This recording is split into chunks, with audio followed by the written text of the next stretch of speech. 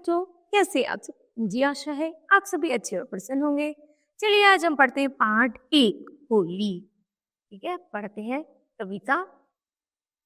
होली को सब क्यों कहते हैं रंगों का त्योहार? तो बताओ बच्चों, जैसे कवि ने पूछा है आपसे, होली को रंगों का त्योहार क्यों कहते हैं? चलिए बताते हैं। गिनती के 6-7 रंग दिखते हैं हर बार। होली का जब त्योहार आता है तो केवल गिनती के 6-7 रंग वही दिखते हैं, जैसे काले, पीले, हरे, बैंगनी, नीला, गुलाबी, लाल। इन्हें छोड़कर किसी रंग के दिखते नहीं गुलाल, है ना? सबसे ज्यादा कौन से रंग गुलाल दिखते हैं? काले, पीले, हरे, बैंगनी, नीले, गुलाबी, लाल। हमसे पूछो तो होली है बेरंगा त्योहार।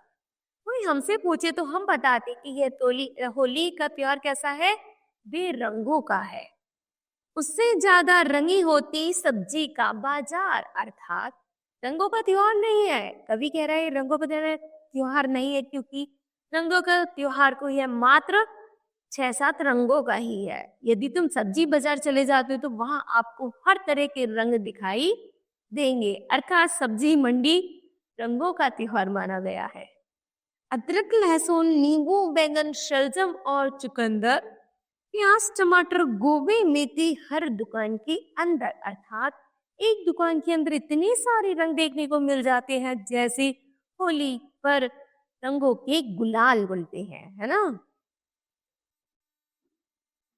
फूलों के रंगों की गिनती करने बैठो आज, हफ्ते भर तक गिनने पर भी खत्म ना होगा हाल। अर्थात यदि तुम फूलों की गिनती भी करने पर आ जाओ तो फूल इतने रंगों के होते हैं कि तुम सही से उसकी पूरी गिनती भी नहीं कर पाओगे और पूरा हफ्ता ऐसे ही निकल जाएगा।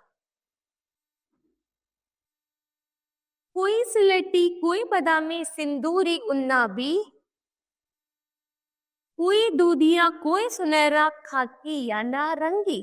अर्थात वो कह रहा है या तो कोई सिलेटी हो, कोई बादामी हो, सिंदूरी हो, उन्नाबी हो, उसी तरह कोई दूधिया, सुनहरा, खाकी या नारंगी, ऐसे बहुत सारे रंग देखने के लिए मिल जाते हैं।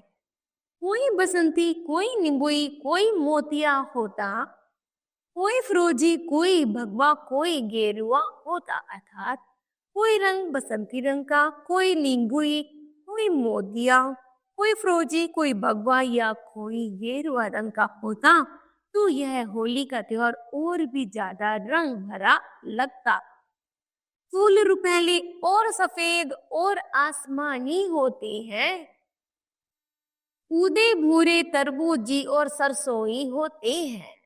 ये अर्थात जब हमने फूलों के रंगों को गिनना शुरू करा तो फूलों के इतने रंग थे कि कोई उदे, कोई भूरे, कोई तरबूजी, कोई सरसोई आदि रंगों से इतना भरा हुआ था कि हमें समझ ही नहीं आ रही थी कि यह इतने रंग कहाँ से आ गए हैं। चिड़ियों, कीड़ों, जानवरों के रंग अगर गिनवाए, जीवन भर बस बैठे बैठे उनको गिनते जाए। अगर हम कीड़े मकोड़े और जानवरों के रंग अगर गिनना शुरू करते हैं तो हमें लगता है कि शायद हमारी पूरी जिंदगी निकल जाएगी, लेकिन जानवरों के रंग खत्म नहीं होंगे।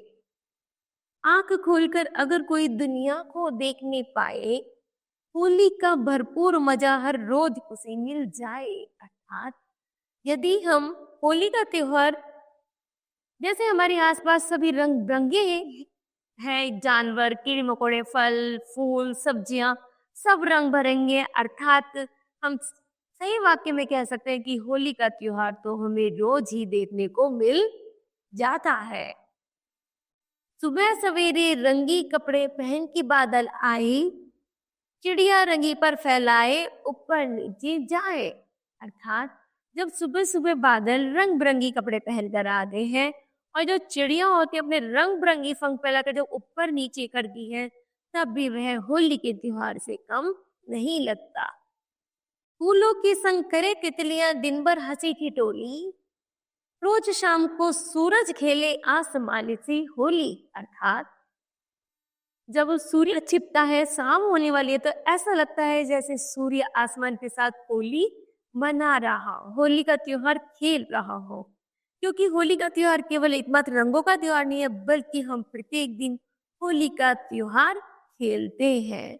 अर्थात हमारे आसपास इतने रंग हैं कि यदि हम उन्हें गिनने बैठ जाएं तो शायद पूरा जीवन ही निकल जाएगा। लेकिन रंग गिनते गिनते हम हमारी गिनती खत्म नहीं हो, है ना? तो बच्चों, मुझे आशा है कि यह पंक्तियां आपको समझ आई होंगी। धन्यवाद।